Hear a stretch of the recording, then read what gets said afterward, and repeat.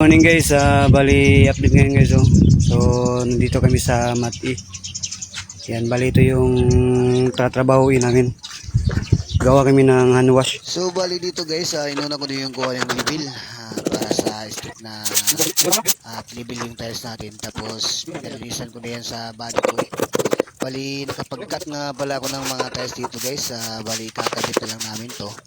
Kasi di ko na nakukuha ng video kasi medyo mahaba na yung video guys. Mahirapan ako mag-edit.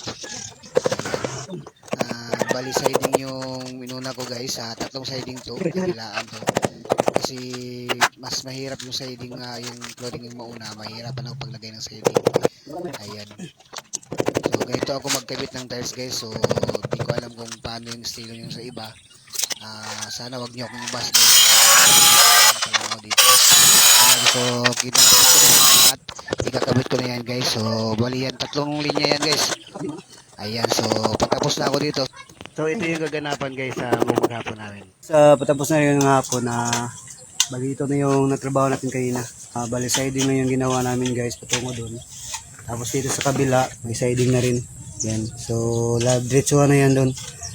Bali yung flooring na lang ang ilalagay namin. Level na to guys. So that's all and thank you.